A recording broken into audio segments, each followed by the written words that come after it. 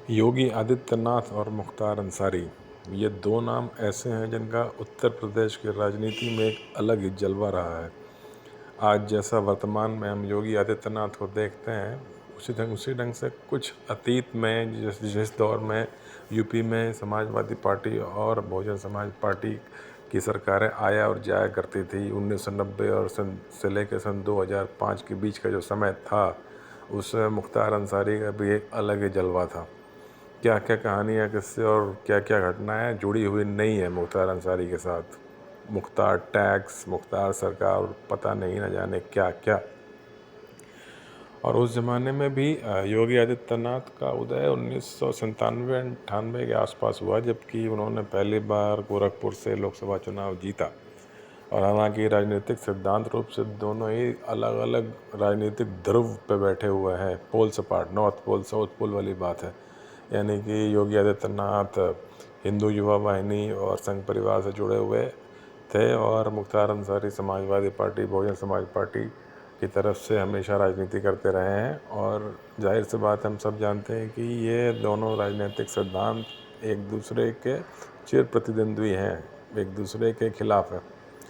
लेकिन पर्सनल रूप से, व्यक्तिगत रूप से इन दोनों की अदावत या दुश्मनी, ये कह लीजिए या टक्कर या जो भी है, ये माना जाए तो शुरू हुआ कहीं ना कहीं 1998 से लेके 2005 के बीच का वो समय था, ये 6-7 साल, जबकि ये टक्कर बिल्कुल सीधी हो गई थी, एकदम आमने सामने की।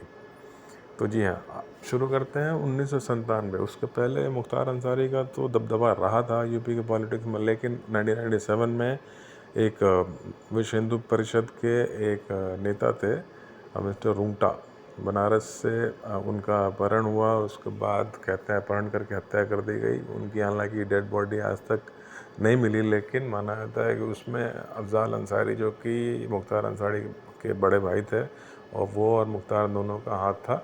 और उसी केस में अभी हाल फिलहाल में एक हफ्ते पहले सज़ा भी हुई है दोनों भाइयों को।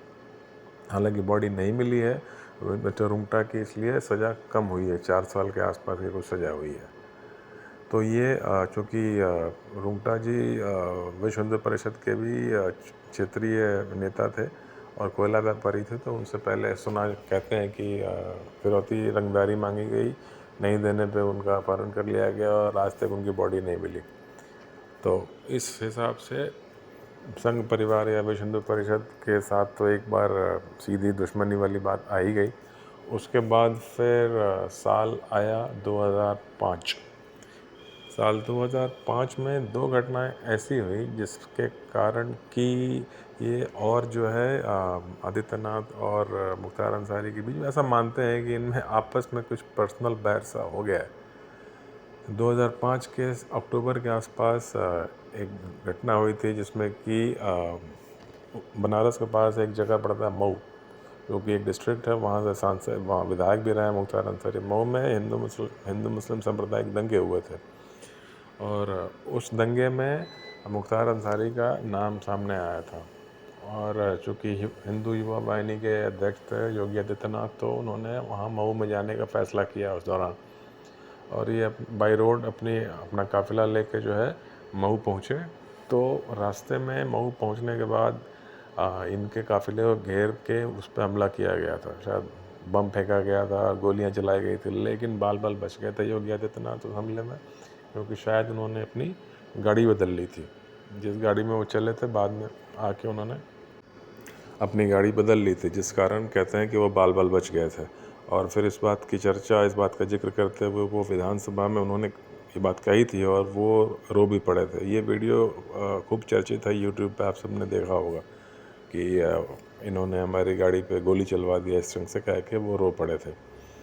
फिर उसके 1 महीने के ठीक बाद एक वहीं के विधायक थे जो कि कृष्णानंद राय, जो कि बीजेपी के विधायक होते थे और वो भी मऊ बनारस क्षेत्र में काफ़ी प्रभाव रखते थे, दबंग छवि थी उनकी भी।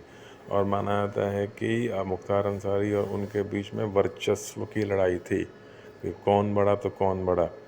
तो उस लिहाज से जो है ये माना जाता था कि इन दोनों में किसी के साथ कुछ भी हो सकता है। और ऐसी एक घटना ठीक 2005 के नवंबर के आसपास हुई, जब कृष्णानंद राय की गोली मारकर हत्या कर दी गई थी।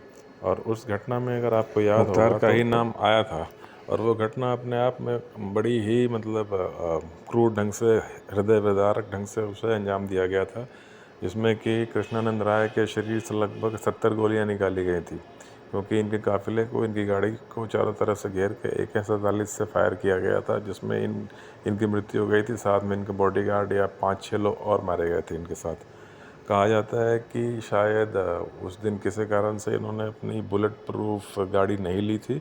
एक नॉर्मल गाड़ी में ये कहीं सभा करने जा रहे थे, या इनके ड्राइवर ने, किसी ने इन्हें कन्विंस कर लिया कि बारिश हुई है, कहीं उधर बुलेट प्रूफ गाड़ी भारी होती है, निकल नहीं पाएगी, कच्चा रास्ता है, थोड़ी दूर की बात है, चलिए नॉर्मल गाड़ी से चलते हैं।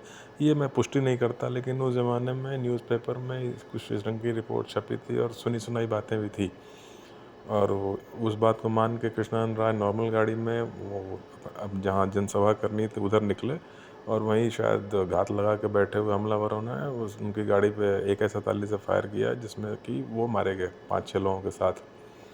और उनकी बॉडी से लगभग कहते हैं कि 65-70 गोलियां निकाली गई थी, और लगभग 400 राउंड फायर किया गया था उनकी गाड़ी पे। तो इस घटना के बाद पूरा आतंक का माहौल हो गया था, और इसमें मुख्तार अंसारी की इन्वॉल्वमेंट आई थी सामने।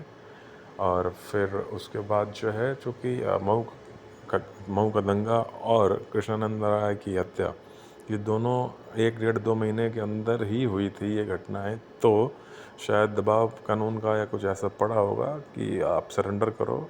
तो उस दबाव में आके फिर मुख्तार अंसारी ने कोर्ट में सरेंडर किया था, और उन पर जो मुकदमा चला था, और उन्हीं सब केसेस में वो अभी तक जेल में है।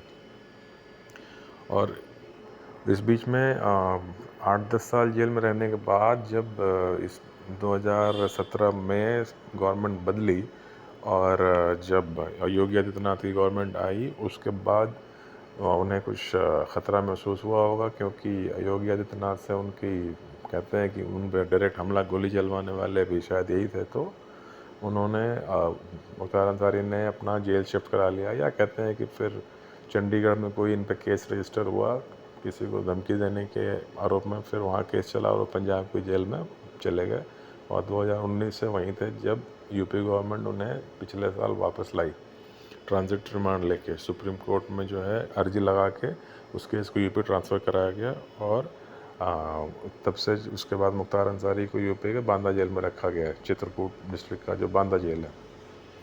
और उसके बाद ये जो सज़ा हुई है अभी पिछले हफ्ते ही, जिसमें कि केसेस तो बहुत सारे हैं मुख्तार अंसारी के ऊपर, लेकिन कन्विक्शन पहली बार हुआ है।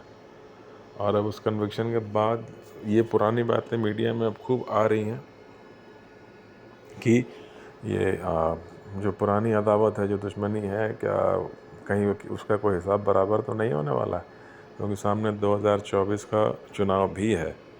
और इधर पिछले कुछ दिनों में, 1-8 महीने में जैसे यूपी में घटनाएं हुई हैं, उसको लेके फिर आशंकाओं का माहौल गर्म है कि अब आगे अब कुछ भी हो सकता है यहाँ पर। और इसमें कई जगह आपने ये भी देखा सुना होगा कि मुख्तार अंसारी ने कहा है कि मेरा भी एनकाउंटर हो सकता है। इस तरह की बातें जो है उनकी तरफ से, इस तरह के बयान आ रहे हैं। हालांकि कोई भी सरकार है वो कानून और संविधान के दायरे में ही काम करती है, और ऐसा ही हो तो अच्छा है। लेकिन अब कहने सुनने के लिए बातें बहुत हैं, और अटकलों का बाज़ार भी गर्म होता रहता है कि कहीं गाड़ी ना पलट जाए, ये ना हो जाए, वो ना हो जाए। अगर कानून के दायरे में देखा जाए तो एक जो सीमित वो है, एक सीमित ऑप्शन।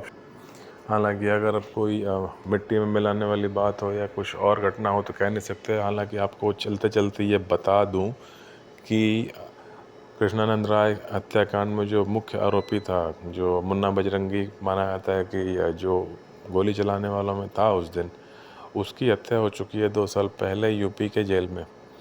तो इससे आगे, इसी से जोड़ के लोग आगे अंदाज़ा लगाते हैं कि कहीं मुख्तार अंसारी के साथ भी कुछ ऐसा वैसा ना हो जाए। हालांकि अभी 2024 में इलेक्शन है, उसमें क्या माहौल बनता है कुछ कहना बहुत मुश्किल है। तो ये थी एक छोटी सी कहानी योगी आदित्यनाथ और मुख्तार अंसारी की अदावत की। आपको मेरा वीडियो कैसा लगा लिख के कमेंट बॉक्स में ज़रूर बताइएगा। प्लीज़ मेरे वीडियो को लाइक कीजिए, सब्सक्राइब कीजिए, और मेरे चैनल को शेयर कीजिए। मिलते हैं फिर बहुत जल्दी बातें नई पुरानी में। तब तक के लिए बहुत बहुत धन्यवाद।